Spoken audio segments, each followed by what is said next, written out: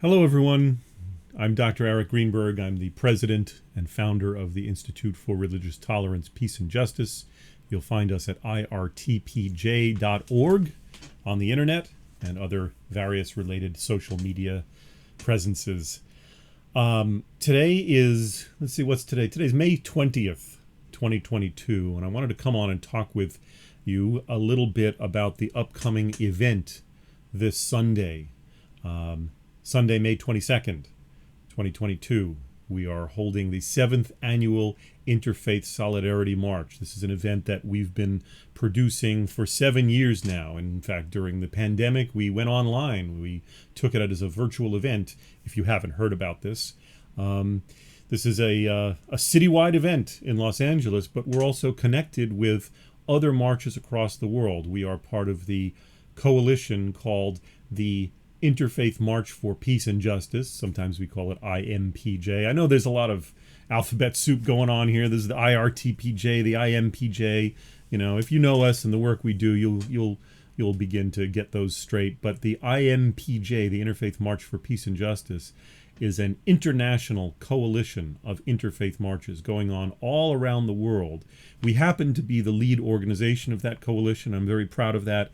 But those are there are about 24 autonomous member marches that march in solidarity with us, in conjunction with us. Some of those marches are older than ours. In fact, the oldest of these marches in this coalition is the march in Philadelphia, which marches every year, and they've been doing it since, I believe, shortly after 9/11. They've been doing it for 20 years.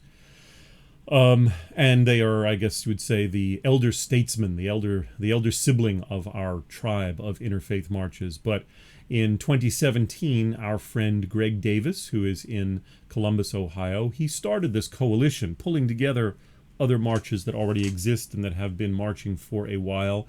And they found us on the internet, providentially said, "Oh my goodness, we just found you on the internet and you're marching on the same day as we are next week, and we want you to partner with us." This was in 2018, actually. They had been marching since 2017. They found us in 2018 and reached out to us. And we said, yes, please. This is God sending us this blessing, this message of a fellow group in Columbus, Ohio, that has pulled together this community of, at the time, I think it was about a dozen to a dozen and a half marches, some of which are outside the country. And the group has grown since then. So in 2019, Greg's group asked us to take over. They said, look, we're a small Columbus-based group. We're locally focused, but your group, the Institute for Religious Tolerance, Peace, and Justice, the IRTPJ, you're more internationally focused. You're more globally focused with your mission and your vision. And so we would like for you to take over this and curate this coalition of marches. So as far as I know, I mean, I don't know of any other groups this big, but the IMPJ coalition, the Interfaith March for Peace and Justice, is the largest coalition of interfaith marches in the world, with now a little bit over 24 member marches. Now, some of them are not as active as others. Some of them skip a year, especially during the pandemic. A few of them skipped a year due to lack of resources or just fear of going outdoors. But we have over 24 member marches in our community, and this year at least 7 of those, I believe 7 of them, are actually out of the country. They are abroad. These are international partners of ours, including one in Uganda, one in Ghana, 2 in Malawi, one in Jammu Kashmir, India, one in Faisalabad, Pakistan, the one in Palestine. They have been going for a number of years. They're located in Bethlehem, the traditional birthplace of Jesus of Nazareth. And we hope that they will hold their event this year. So we've got at least 7 outside of the country and about a dozen inside of the country right now that are ready to march. And so our Los Angeles-based march is one of those member marches, one of that community, and the Institute for Religious Tolerance, Peace, and Justice is the lead organization of that coalition. So I'm very proud of that. I'm honored and also a little bit humbled, because this is tough stuff to not only run your own organization, but also to to help curate other marches and help them raise funds and help ensure that we're all on the same page, that we have the same branding, the same message, that sort of thing. So I want to mention this to you. So those of you who are in Los Angeles, please feel free to come out and march with us for tolerance, peace, and justice. March with us this Sunday. We're going to be meeting at St. Basil's Roman Catholic Church on Wilshire Boulevard. You can get the address from our official event flyer, which is on social media, and it's on our website, irtpj.org. We'll be meeting there. Marchers will be lining up for registration and gathering as of 1 p.m. Pacific. 1:30 p.m. will be the start of the opening ceremonies. We'll have several speakers, including Monsignor Frank Hicks, who is the rector of St. Basil Roman Catholic. He will be guiding us in some prayer and some thoughts. We'll have a few other speakers and maybe even a few performers, musical performers. So those of you who like music, come on out. And so we'll be stepping off on our actual march, actually putting one foot in front of the other as of 2 p.m. that day. Now, please know that this is a march that is friendly for everybody. This includes people of all different levels of mobility. We've had people in the past who've had physical challenges, who are in motorized wheelchairs, some who are using walkers. It is a relatively short march. We try to keep it as accomplishable for the many levels of mobility that may be represented. So we keep it to a 1 mile march. If for any reason you can't march with us or you just don't have that level of mobility, you can always meet us at the beginning site and then get some kind of transportation to the end site and meet us at the end. So even if you can't physically or mechanically mobilize or transit with us, you can still be at the event and get a lot out of it. You can be at the beginning location and at the end location. It's not just about the marching and the mobilizing. All right? But please do join us. So we'll be there lining up, as I said, 1 p.m., and then having the opening ceremonies at 1:30, then stepping off on the march at 2 p.m. We will have two very brief stops along the way, one at the what was the former Ambassador Hotel, which was the site of the assassination of Robert Kennedy in 1968. It is now part of LA Unified School District, but it has a memorial there. So we'll be stopping at the Kennedy memorial. I know there's a better name for it. It's not in front of me. It doesn't matter. It'll be on our programs, but it is a memorial that is on that site on Wilshire Boulevard, saying a few quick prayers and thoughts about it as a site of civic pilgrimage, I guess we could say, part of the shared history and culture that we Americans share, that we've been through in terms of the assassinations of important public figures like RFK, JFK, MLK, and so forth. So we'll be continuing eastbound on Wilshire Boulevard, and we will then stop at Emmanuel Presbyterian Church very briefly on the outside and say a few quick prayers there, and then we will continue to the corner of Vermont and turn north on Vermont and continue to the end location. The Islamic Center of Southern California is hosting that part of the march this year, as they have many times in the past. So we'll have a full program of speakers at the Islamic Center of Southern California. We'll arrive there approximately 3 p.m., and after a few moments of restroom break and refreshments, we will be gathering outdoors under a canopy tent in their back parking lot at approximately 3:15 p.m. and we'll have a full program of events, of speakers there from about 3:15 to about 4:30. So for those of you who can't join us for the entire march, you can show up there and attend. And this is, of course, COVID friendly. Everything will be outdoors. The beginning of the event will be outdoors. The marching will be outdoors. The end program of speakers will be outdoors. So recognizing that we are still technically in a global pandemic, even though it's better than it was in 2020 or 2021, still we're practicing good social distancing and safety. So I'm asking you all to join us. All right, join us on this march. This is, as I said, our 7th straight year. We did go online and did a virtual event in both 2020 and 2021, these were very well attended. We had amazing speakers. In 2021, we had Representative Karen Bass. We had LAPD Deputy Chief Imada Tingarides. In 2020, we had the presiding bishop of the Episcopal Church, Reverend Michael Curry. We also had LAPD Chief Michael Moore in 2020.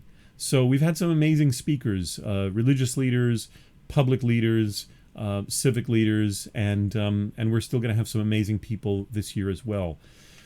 So I want to address some things, about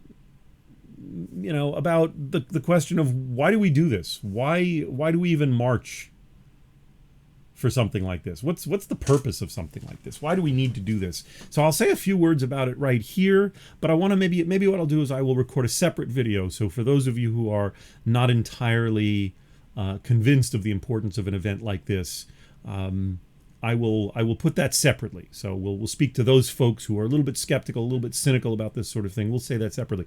But bottom line, what I do want to say to those of you who are still listening at this point, I don't know how many minutes I've wasted of your time. 11 minutes I've already wasted of your time, your valuable, precious time that you could use to prepare for the march.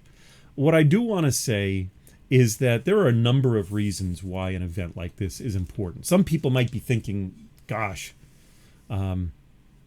aren't there so many better things we can do than to go out to a march, some kind of feel-good kumbaya march with people just their arms over each other's shoulders, strumming their guitars and banging their little drums and saying whatever people would say at an Interfaith Solidarity March. Isn't there something better we can do than that? Aren't these people just preaching to the choir, preaching to the converted? Isn't it just more siloed, entrenched people talking about how great we are? No, it's more than that. All right. And some of you may be saying, with all the stuff that's going on around the world, the war in Ukraine, that's not over. But of course, the news cycle has already moved on to other important things that are going on in our own backyard, but that's still going on. The pandemic is going on. We've had multiple shootings, mass shootings here in the United States. Obviously, the one in Buffalo, New York, which we would say was definitely racially motivated. That was motivated by racial hatred and bigotry. The one in Orange County at a Taiwanese Presbyterian church, which was motivated by perhaps a combination of hyper-nationalism as well as perhaps religious intolerance. All right, and at least one person was killed and multiple people were injured in that. So one might ask, isn't it more important to go out and protest against gun violence, or maybe for stricter gun laws, or whatever it is that you might think that we need to be going out and protesting against or for, or with the recent things going on about the possible overturning of Roe v. Wade? Aren't there more important issues to go out and protest than to go to some silly march? The answer, my friends, is no, I don't think so. I think that this is perhaps the most important thing we can do right now, not because I'm saying religion is more important than these other issues. No, I'm saying what we're doing here with this kind of march is about more than merely religion or religious tolerance. We're dealing with the basic ABCs and the basic arithmetic of peace activism. That's what a march like this is all about. We're dealing with a variety of different topics, and I'll just keep this brief so that I'm not wasting more of your time. I'll do a separate video for the people who really need convincing. But we're talking about consensus building here. Building consensus. We're talking about reaffirming and accentuating the positive. We're talking about the idea that no one is a stranger. And we're talking about a pilgrimage here, a pilgrimage to multiple religious sites. These are some of the things that we're doing on a march like this, the reason why a march like this is important. All right? It's important to accentuate and reaffirm the positive. We tend to gather when we're angry. We gather when we're trying to protest against something, whether it's a war or legislation that we don't like, or some type of a violent action that has taken place against innocent citizens by bullies with badges or something like that. So when there's something to protest against, we come out. We're angry. We're mobilized. Angry. Hell no, we won't go. for those of you who remember that slogan. All right, that's fine. That's important. But what about gathering to proclaim something in the positive, to reinforce something, like our ability to gather in support of one another? And I think the Women's March back in 2016, I believe it was, that did that. That was for, obviously it was reacting to some of the very misogynistic things that then President-elect Trump, and actually he had just been inaugurated, I think, the day before, things that he had said at that time that were very misogynistic. Yeah, it was reacting to those, reacting against those, in light of those, but it was also a very positive event that was pulling people together for women's rights, for solidarity. So that's what we're doing right now. We are reaffirming the positive. All right, number 2, consensus building. Much of our interactions in government and in culture is so polarized and polarizing. We're becoming so polarized in our country right now. I'm not going to go too deeply into that because we all know that.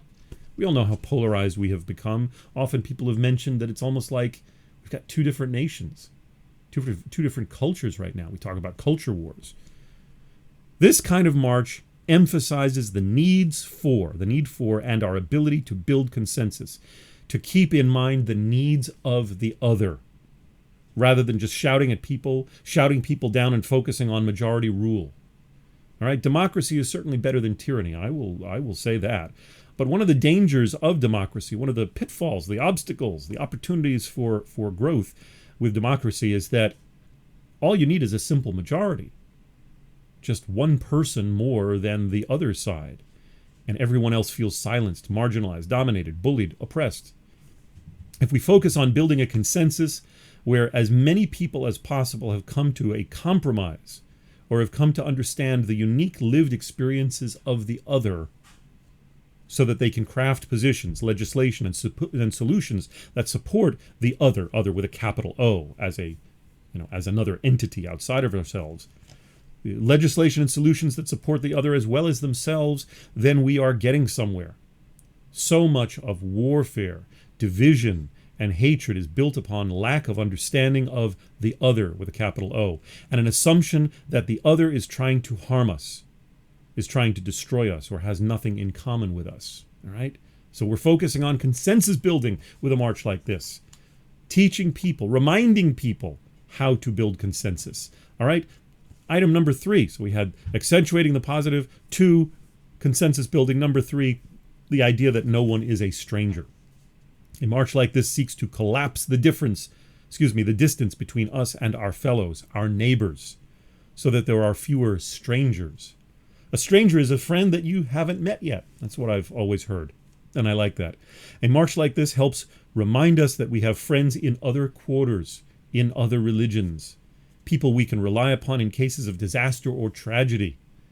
Like in 9/11, how people in New York City and in the entire country came together for a common cause. And in COVID, for the most part, we came together to fight this deadly virus, to save lives. These tragedies taught us and reminded us that we are one, that we are stronger together. These kinds of marches reinforce that they reinforce this idea that we are stronger together without needing a tragedy to react against. So right now, obviously there's tragedies going on around the world and around the country, but at this very moment, if we can get to that march, all right, maybe we're safe enough to go out in the streets and march again. All right. Also, an event like this is a pilgrimage. This is number 4, a pilgrimage. Almost every religion has pilgrimages of some sort. Jesus made a pilgrimage to Jerusalem toward the end of his life. The Prophet Muhammad, peace be upon him, made at least one pilgrimage to Mecca. This is, of course, when he is living in the community in Medina, in Yathrib. Often we think of these as merely religious or theological in their gathering, these kinds of pilgrimages, but there are also civic pilgrimages as well. Those to sites of historical and cultural value, commemorating tragedies and celebrating accomplishments. Examples of these, of course, are like Dr. Martin Luther King's March on Washington. That was a pilgrimage to the place of the center of the government of our nation. On a march like this one, we are gathering together to show respect for each other's houses of worship, since there are at least 3 to 4 houses of worship along the route of this march that we are recognizing and paying our respects to, our holy sites here in this city. And we'll be recognizing that we all have spaces that we hold dear. There are still places in the United States where people in that locality get nervous when a mosque is being built. Ooh, we don't want those people entering our neighborhoods, driving down the property values, bringing in God knows what. I'm using scare quotes here, so you know that I'm not saying that. All right, I was reading about that earlier today. There's some people that I'm associated with. I don't even want to go into detail, but some of the community partners that we deal with, they were talking about a particular location that they are trying to influence where the local population does not want to have a mosque built in their region, and they're doing whatever they can through legal and civic means to stop the building of that mosque. So the organization I'm talking about, they're trying to help mitigate this issue with that bigotry against the Islamic community in that particular region. So yeah, there's still places in the United States where people get nervous if a mosque is being built. Look at what happened with the so-called mosque at Ground Zero. Don't get me started on that. That's a big issue. It wasn't even near Ground Zero. I've been there. Anyway, but that was a big media hype kind of thing with people getting nervous about Muslims in your backyard. There are times when, a Buddhist temple shows up. People are getting nervous in that locality. We don't want those people in our neighborhood. All right? So maybe we don't share each other's religious sentiments, but we're going to march arm in arm in support of each other's religious liberty and each other's right to worship freely and peacefully in our land, in our America. This is our America. Who do I mean by our? I mean all of us who are here, legally or not, documented or undocumented. Whether we've been here for 7 generations, 1,000 generations, or we just got here yesterday. This belongs to all of us. All right?